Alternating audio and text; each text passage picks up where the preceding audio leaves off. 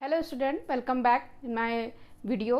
This is Jyoti Jaiswal और मैं आपके लिए आज के जो टॉपिक लेकर के आई हूँ वो आपके लास्ट वीडियो के आगे का है, कंटिन्यू है। सेल, हम the fundamental unit of life पढ़ रहे थे। चैप्टर आपका 5 जो था उसके आगे का पढ़ते हैं। अभी तक की हमने ये पढ़ा, डिस्कस किया डिस्कवरीज अबाउट सेल्स, किसने कितने सेल्स के बारे में डिस्कवरी की, डेड सेल्स, लिविंग सेल्स, इन सब की डिस्कवरी की, या जिसने डिस्कवर किया उसके बारे में हमने पढ़ा है। अब ये जो सेल का कॉन्सेप्ट आया है वो रॉबर्ट हुक लेकर के आए थे सबसे पहले, कि सेल होती क्या है। ये कॉन्सेप्ट किसने बताया था? रॉबर्ट हुक ने बताया था, 1665 में बताया था। अब जब सेल की आपका कॉन्सेप्ट आ गया तो अदर बायोलॉजिस्ट भी आए जो सेल के पार्ट्स के बारे में, सेल के कंपोनेंट्स के बारे में डिस्कवर किया। जैसे आपको बताया था न्यूक्लियस, प्रोटोप्लाज्म, प्रोटोप्लाज्म को ही साइटोप्लाज्म कहते हैं। एंड फिर dead cells and living cells, ये सब आए। आपको ही पता है कि डेड सेल्स की खोज किसने की थी और लिविंग सेल की खोज भी किसने की थी। तो लिविंग सेल की खोज जिसने की थी एंटोनी लीवेनहॉक थे। एंटोनी लीवेनहॉक ने सबसे पहले आपको लिविंग सेल्स के बारे में बताया था। आपको ये पता है कि इन्होंने फर्स्ट लिविंग सेल्स की थी, डिस्कवरी की थी। लेकिन जिन्होंने डेड सेल की खोज की ना, तो पूछ रहे थे कि अच्छा तुमने लिविंग सेल्स देखा, मतलब इन्होंने आकर कहा कि मैंने लिविंग सेल्स देखा। अब वो पूछे कहाँ देख लिया, तो उन्होंने कहा बैक्टीरिया में। क्या? तो अदर बायोलॉजिस्ट कहते रहे अरे देखा भी तो कहाँ, बैक्टीरिया में देखा। उन्होंने कहा नहीं नहीं, मुझे और भी देखा है। वो नाम बताने लग गए, आरबीसीज, ह्यूमन स्पर्म्स और अदर लिविंग सेल्स में देखा इन्होंने। फिर जब इन्होंने ये बताया तो अदर बायोलॉजिस्ट सोचने लगे कि सेल क्या है ऐसा जो इतनी इंपॉर्टेंट हो गई है। जब इन्होंने ये आपकी डेफिनेशन दी कि the fundamental unit of life है आपके, और आपके क्या है, ये फंक्शनल भी हैं, आपके स्ट्रक्चरल भी हैं। तो अगर सेल इतनी इंपॉर्टेंट हैं तो अदर बायोलॉजिस्ट ने सोचा कि हमें तो पता करना चाहिए ना कि सेल का साइज क्या होता है, सेल होती क्या है, उसका शेप क्या होता है। तो इसलिए और भी बायोलॉजिस्ट आकर के कूद पड़े। उसमें से आए आपके शेल्डन एंड स्वान, जैसे कल बताया। इन्होंने प्लांट सेल और एनिमल सेल्स की डिस्कवरी की कि प्लांट सेल में कौन से होते हैं और एनिमल सेल्स में कौन से होते हैं। अब देखिए, सेल तो सब में होते हैं क्योंकि इसको सबसे बड़ा टैग दिया गया है the fundamental unit of life. ये लाइफ की यूनिट है। अगर सेल ही ना हो तो हम जीवित ही ना हो। अब सोच रहे हो कि मैम कोई कहता है जल ना हो तो हम जीवित ना हो, कोई कहता है खाना ना हो तो हम जीवित ना हो, ऑक्सीजन ना हो तो हम जीवित ना हो। बिल्कुल, लेकिन सबसे पहले सेल तो होनी चाहिए। अगर सेल नहीं है तो ऑर्गेनिज्म कैसे बनेगा? जब ऑर्गेनिज्म नहीं है तो ऑक्सीजन तो बहुत दूर की बात है। ऑक्सीजन और पानी तो आपका बहुत बाद में आता है ना, पहले तो हमारी सेल आती है, यानी कि सेल से बना हुआ ऑर्गेनिज्म आता है। जब ऑर्गेनिज्म होगा तब तो हमें इसकी नीड पड़ेगी, किसकी? लाइफ प्रोसेसेस की, यानी कि वाटर की जो नीड है, आपके वाटर डेली नीड है कि उसकी आपकी ज़रूरत पड़ेगी ना, जब तक आपके ऑर्गेनिज्म नहीं होंगे। और ऑर्गेनिज्म कैसे बनते हैं? सेल्स के कंपोजिशंस के, आपके ग्रुप ऑफ सेल्स मिलकर के बनाते हैं टिश्यू, ग्रुप ऑफ टिश्यू मिलकर के ऑर्गन्स, एंड ऑर्गन मिलकर के ऑर्गन सिस्टम, और हमारा एक ऑर्गेनिज्म कंप्लीट हो जाता है। अब ऐसे जो हमारे प्लांट्स हैं या अदर एनिमल्स हैं उनमें सेल्स प्रेजेंट है, लेकिन क्या है, हम ह्यूमन से वो उनमें सेल्स का जो साइज़ है, जो नंबर्स है, वो क्या है, डिफरेंट है। ठीक है। तो इसमें जब इन्होंने कहा कि सबने बताया कि लिविंग सेल्स इन्होंने देखा, लीवेनहॉक ने, अब कहने लगे कि ये सेल्स आती कहाँ से हैं, ये सेल कहाँ से आती है। तो उतने में ही आपके विर्चो आए, एक बायोलॉजिस्ट थे विर्चो। उन्होंने बताया कि सेल कहीं से आती नहीं है, वो एराइज होती है जो प्रेजेंट है पहले से, यानी कि प्री एग्जिस्टिंग सेल से, जो पहले से ही प्रेजेंट हैं प्री एग्जिस्टिंग सेल से। अब सोचे प्री एग्जिस्टिंग सेल से ये कैसे होता है, तो देखिए आपको मैं बताती हूँ कि प्री एग्जिस्टिंग सेल्स कहाँ से है। जैसे आपको कल बताया था कि मेल में क्या पाया जाता है, स्पर्म, राइट, और फीमेल में ओवम। तो जब इन लोग का फ्यूजन होता है यानी कि रिप्रोडक्शन होता है तो क्या बनता है, जाइगोट होता है, जाइगोट बनता है ना। ये एक प्रकार के सेल है, कल ही बताया आपको, ओवम और आपकी स्पर्म भी एक टाइप का सेल है। जाइगोट से क्या हुआ, जाइगोट से इसका डिवीजन होता जाएगा, माइटोटिक मियोटिक डिवीजन, ये डिवीज़न करते करते क्या बनेगा, न्यू ऑर्गेनिज्म बना देगा। तो जो हमारा ये जायगोट है ये भी एक प्रकार का क्या है, सेल ही तो है। सेल ही तो डिवाइडेशन करता है, डिवीज़न करता है, तभी तो न्यू ऑर्गेनिज्म बनेगा। तो हमारी जो प्री एग्जिस्टिंग सेल है ऑर्गेनिज्म में, उसी से तो न्यू सेल बनी ना। न्यू सेल से क्या बनी, जायगोट बना न्यू सेल, न्यू सेल से न्यू ऑर्गेनिज्म बन गए। अब न्यू ऑर्गेनिज्म में कितने सारे सेल्स होंगे ना। तो इसीलिए विर्चो ने बताया कि जो हमारी प्री एग्जिस्टिंग सेल्स है उन्हीं से न्यू सेल्स का फॉर्मेशन होता है। देखिए यहाँ पे आप देख सकते हैं कि presented by two biologist that is Schleiden and Schwann. Schleiden and Schwann थे बायोलॉजिस्ट। उन्होंने क्या किया था कि all the plants and animal cells are composed of cells. अब इन्होंने बताया कि एनिमल और plant cell animal and plant जो है वो आपके जो बने हुए हैं वो सेल के कंपोजिशन से ही बने हुए हैं। अब इनका एनिमल की बात आई तो हमारी भी तो बात आएगी। हम है कॉम्प्लेक्स, हमारी बॉडी ही कॉम्प्लेक्स, हमारा वर्किंग भी कॉम्प्लेक्स और हमारी थिंकिंग भी कॉम्प्लेक्स, राइट। यानी कि अदर एनिमल से। प्लांट तो सोचता नहीं है लेकिन फिर भी वो लिविंग है क्योंकि वो फोटोसिंथेसिस प्रोसेस कर रहा है, अपना फूड का फॉर्मेशन खुद कर रहा है, वो आपके गैसों का आदान प्रदान कर रहा है यानी एक्सचेंज ऑफ गैसेस कर रहा है। तो जाहिर सी बात है वो भी लिविंग है। अब हमारे एनिमल्स की बात आई। विर्चो का देखिए मैंने बताया अभी कि जो all cell arise from pre-existing cells, ठीक है। हमारी जो न्यू सेल्स का फॉर्मेशन होता है वो पहले से प्रेजेंट आपकी इन सेल से ही न्यू सेल का फॉर्मेशन होता है। अब आते हैं एंटोनी लीवेनहॉक डिस्कवर्ड, ये भी बता चुकी, bacteria, RBCs and human sperm cells etcetera, आपके इनमें से ही इन्होंने क्या किया था, खोज की थी लिविंग सेल्स की। और डेड सेल की कहाँ से की थी, डेड सेल्स की कहाँ से की थी। और एक चीज जो ये बैक्टीरिया की उन्होंने खोज की थी सबसे पहले, वो एक तालाब में किससे की थी, पॉन्ड से, ठीक है। ये आता है पूछने कि जो सबसे पहले फर्स्ट लिविंग सेल्स की खोज की थी वो कहाँ से की थी, ठीक है। तो ये पॉन्ड है आपका, तालाब। अब आते हैं टाइप्स ऑफ सेल्स कितने होते हैं, यूकैरियोटिक एंड प्रोकैरियोटिक। सबसे पहले आता है प्रोकैरियोटिक, यूकैरियोटिक बाद में। प्रोकैरियोटिक का मतलब क्या होता है, प्रोकैरियोटिक का होता है मतलब, देखिए इसका जैसे ये प्रो है तो प्रो का मतलब होता है प्रिमिटिव, ठीक है। प्रो का मतलब होता है प्रिमिटिव एंड कैरियोट का मतलब होता है न्यूक्लियस। साइंस के हर एक वर्ड की मीनिंग है। आपके जो साइंस में वर्ड बने हुए हैं हर एक का तोड़ है, हर एक जो वर्ड बना हुआ है वो दो शब्दों से मिलकर के बना है और उन शब्द का अलग अपनी मीनिंग है, ठीक है। तो प्रिमिटिव टाइप के जिसमें न्यूक्लियस पाए जाते हैं वो सेल्स पहले पाए जाते हैं। अभी प्रिमिटिव क्या होता है, प्रिमिटिव मतलब प्राचीन, मतलब पुराना। जैसे हमारा नोकिया का फ़ोन था, सबसे पहले जब फ़ोन आया तो ना ही तो फ़ोन में कैमरा वगैरह कुछ भी नहीं होते थे, सिर्फ एक आपका मैसेजिंग होता था और शायद एक गेम होता था जो सांप वाले आते थे, स्नैक वाला ना, वो होते थे। ये कॉलिंग का होता था, सिर्फ इतना ही होता था और अदर चीज़ें तो होती नहीं थी। लेकिन जैसे जैसे ये अपडेट होता गया, जैसे जैसे आपका ईयर्स टू ईयर अपडेट होता गया फ़ोन, वैसे देखिए स्मार्टफोन बन के आपके पास फ़ोन में क्या है, आज फ़ोन के थ्रू आप हमसे पढ़ रहे हैं। कभी ऐसा हुआ था लाइफ टाइम में कि फ़ोन के थ्रू कोई पढ़ रहा होगा, कभी नहीं हुआ था। फ़ोन के थ्रू कोई पढ़ता ही नहीं था, सिर्फ या तो हम कोचिंग जाते थे या तो हम स्कूल में जाते थे। अब आप घर बैठे अपनी शिक्षा प्राप्त कर सकते हैं बिना कोई पैसे के, कर सकते हैं ना। तो विदाउट एनी फी आप पढ़ रहे हो, तो ये अपडेटेड वर्जन हुआ हमारा।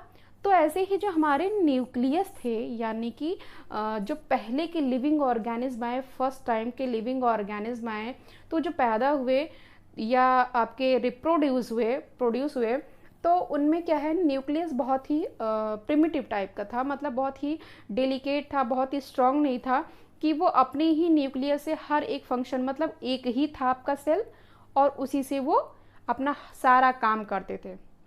लेकिन हम लोग क्या हैं, जो बड़े एनिमल्स हैं वो क्या हैं, यूकैरियोटिक टाइप, यानी कि जो हमारे में न्यूक्लियस है वो क्या है, बहुत ही स्ट्रांग है और एक सेल नहीं काफ़ी सेल्स है। अच्छा, प्रोकैरियोटिक सेल में आपके जो ऑर्गेनिज्म आते हैं वो आते हैं यूनिसेलुलर। कौन से आते हैं, यूनिसेलुलर आते हैं। यूनिसेलुलर में क्या होते हैं, आपको यहाँ पे डिफरेंसेस अभी मैं बताऊंगी।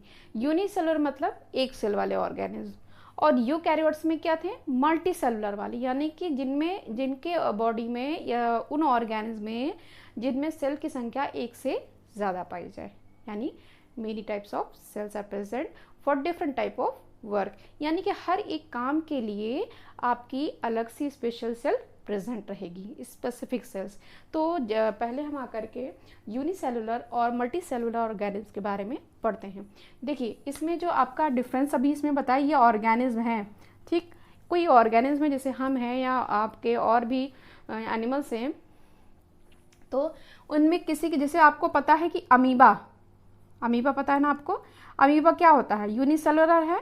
अमीबा, यूग्लिना, ये सब क्या होते हैं, यूनिसेलुलर, क्योंकि सबसे पहले जो ऑर्गेनिज्म है वो लोअर टाइप के ही ऑर्गेनिज्म हैं जिनमें वन सेल पाया जाता है, जो एक सेल के ही द्वारा खाना भी खाते हैं, पचाते भी हैं, सांस भी लेते हैं, एक्सक्रीशन भी करते हैं, रिप्रोडक्शन भी करते हैं, everything done by a single cell.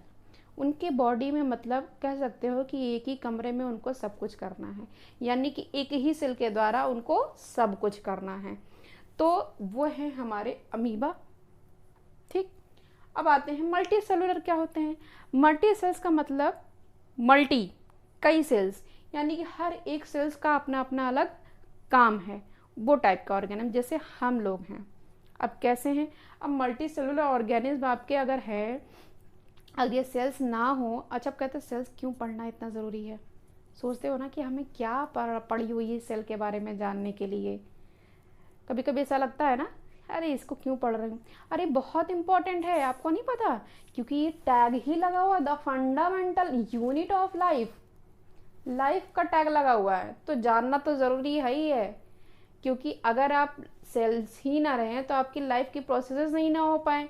अभी लाइफ की जो एसेंशियल प्रोसेसेस है वो क्या है, वो आप क्लास 10th में पढ़ेंगे, चैप्टर है आपका लाइफ प्रोसेसेस, यानी रेस्पिरेशन, डाइजेशन, रिप्रोडक्शन, एक्सक्रीशन, सारी चीज़ें, ये हमारी लाइफ की प्रोसेस है और ये आपकी डन होती हैं with the help of many cells, ठीक है। तो मल्टी सेलुलर ऑर्गेनिज्म में आपके लाइफ प्रोसेस की ज़रूरत होती है, जितने भी ऑर्गेनिज्म है उसमें आपकी लाइफ प्रोसेस की नीड होती है। बट हमारी जो मल्टी सेलुलर ऑर्गेनिज्म है, क्योंकि मल्टी सेल्स हैं तो उसमें कई सेल्स के द्वारा डन होते हैं, ठीक है। आइए इसमें बढ़ते हैं कि इसमें क्या कैरेक्टर्स पाए जाते हैं, क्या होता है और क्या नहीं होता है, यानी जो सिंगल सेल्स वाले हैं, यूनिसेलुलर है, उन टाइप के ऑर्गेनिज्म में क्या होता है और मल्टी सेलुलर ऑर्गेनिज्म में क्या होता है। सेल नंबर, अब जैसे पता है इनके नाम से यूनी, यानी कि यूनिक मतलब एक ही, तो इनके जो ऑर्गेनिज्म है उसमें सिंगल सेल पाए जाएंगे। एंड मल्टी सेलुलर मतलब लार्ज नंबर ऑफ सेल्स, एक से ज़्यादा सेल।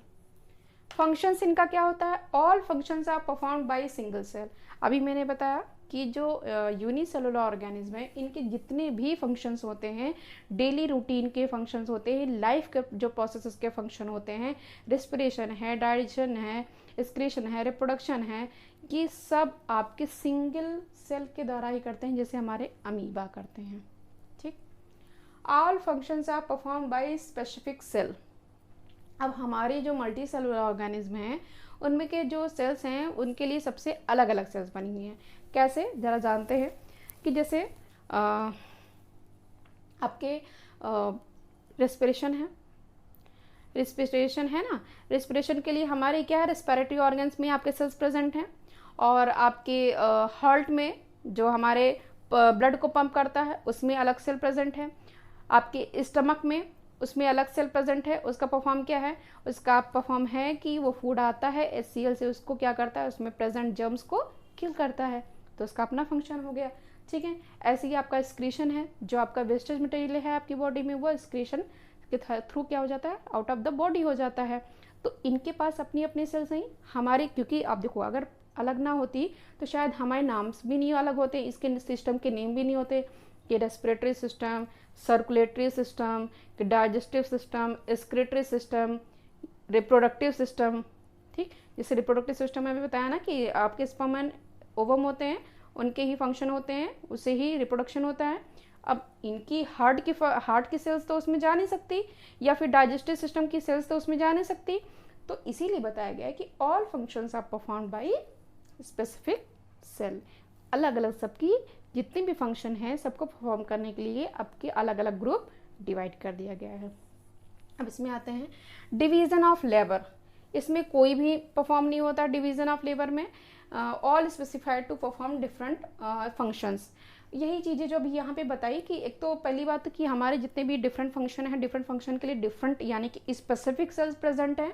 दूसरा ये कि इसमें जो डिवीज़न ऑफ लेबर है, लेबर का मतलब मान लीजिए कि आपके पास 100 सेल हैं, ठीक है, 100 सेल है, 100 सेल को इन्होंने 25-25 ग्रुप में डिवाइड कर दिया।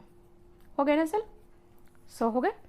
अब ये है हमारा हार्ट का, ये हमारा डाइजेस्टिव का, ये हमारा रिप्रोडक्शन का, ये है हमारा एक्सक्रीशन का।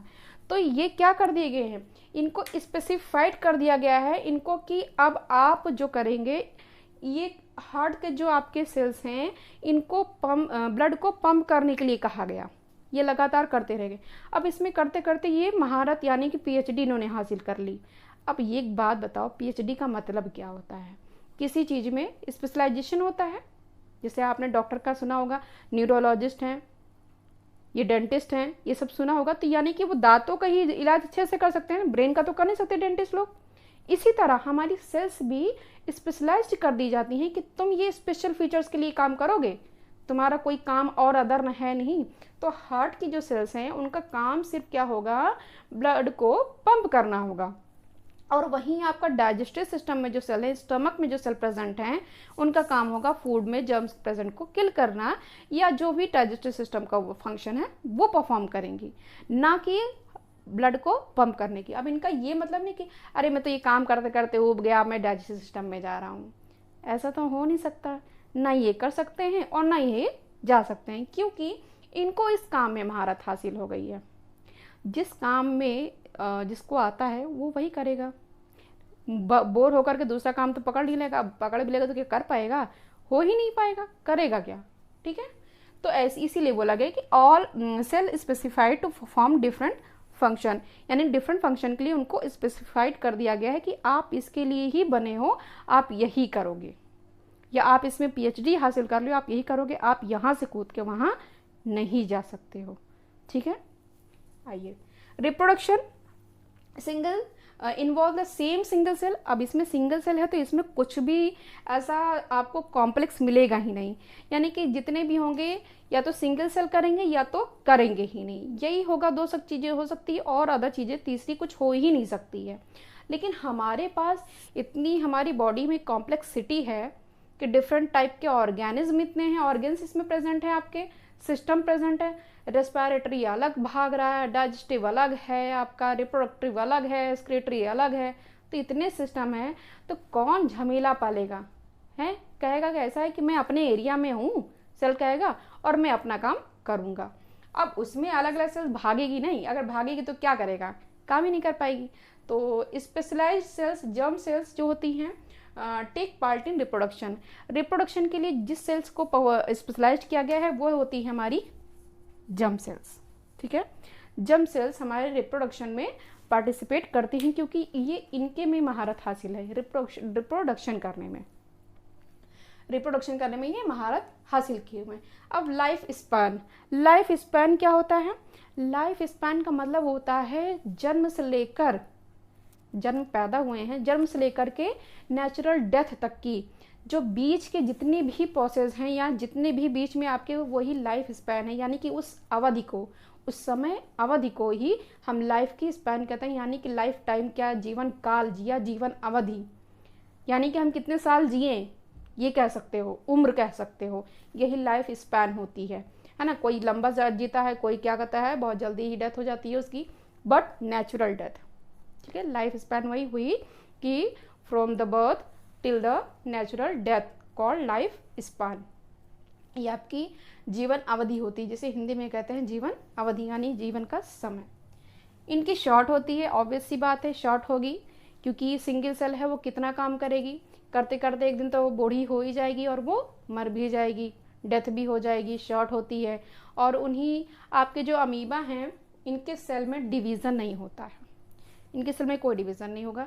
ये अपने प्रोटोप्लाज्म के थ्रू न्यू सेल का फॉर्मेशन करेंगे। आगे हम पढ़ेंगे इसके बारे में भी। अमीबा जो है सेल का डिवीज़न नहीं करता है, ये अपने प्रोटोप्लाज्म के थ्रू क्या करता है, सेल का फॉर्मेशन करता है। अब आपकी मल्टी सेलुलर ऑर्गेनिम्स की लाइफ, सेल जो सेल है उनकी लाइफ तो काफ़ी लॉन्ग है, आप खुद ही अपने में देख सकते हो, क्योंकि हमारी सेल अगर इतनी लॉन्ग लाइफ ना होती तो हम शायद इतने साल जी भी नहीं पाते अगर ये मर जाती तुरंत तो, क्योंकि इनके में पावर है डिवीज़न का। ये क्या करती हैं, डिवाइड करती हैं और न्यू सेल का फॉर्मेशन करती हैं, जो हमारी प्री एग्जिस्टेंट सेल से डेड होती हैं, ऐसी बात नहीं है, लेकिन क्या करती हैं, अपनी ही सेल से न्यू सेल का फॉर्मेशन कर देती हैं। जब फॉर्मेशन करती हैं तो वो प्रक्रिया चलती रहती है, कभी बंद नहीं होती है। और बाई चांस बंद हो गई तो, अरे बंद हो जाएगी तो आप कहाँ रहोगे, सेल बनना बंद हो गई तो आप कहाँ रह जाओगे, रहोगे नहीं। अच्छा, सेल का जो फॉर्मेशन होता है तो आपकी लंबाई, ग्रोथ, आप जब पैदा होते तो इतने बड़े तो होते नहीं हो, जैसे मैं इतनी बड़ी हूँ तो इतनी बड़ी तो थी नहीं, इतनी छोटी सी रही होंगी, सब रहते हैं जन्म से ही। लेकिन जैसे ही सेल का डिवीज़न शुरू होता है, वो जो बच्चे की हेल्थ है, हाइट है, वो क्या होती रहती है, बढ़ती जाती है। तो जो आपके फैट है, या फिर आप लंबे हुए हैं, या आप चौड़े हुए हैं, हेल्दी हुए हैं या स्लिम हैं, तो ये सब आपके सेल के डिवीज़न का है, काम है। जितनी जल्दी सेल डिवाइड होती है उतनी ही आप जल्दी से बढ़ते जाते हो। और सेल डिवीज़न कब होता है, जब उनको फुल न्यूट्रिएंट्स मिलता है, यानी प्रोटीन, कार्बोहाइड्रेट, विटामिन्स, ये सब आपको वाटर, रफेज, ये सब मिनरल्स आपके जितने भी मिलते हैं, उतनी ही जल्दी बॉडी का डिवाइडेशन होता है और वो उतनी जल्दी ग्रोथ कर जाते हैं। तो आई होप कि आपको इतना वीडियो पसंद आया होगा, और पसंद क्या, समझ में आया होगा, ठीक है। तो अगर आपको ये चीज़ समझ में आई है तो अच्छी बात है, और अगर नहीं समझ में आई है तो कमेंट में मुझे ज़रूर बताइएगा। आपको जहाँ भी प्रॉब्लम होगी उसका सलूशन मेरे पास ज़रूर होगा, और इसके आगे का हम नेक्स्ट वीडियो में पढ़ेंगे। Thank you for watching.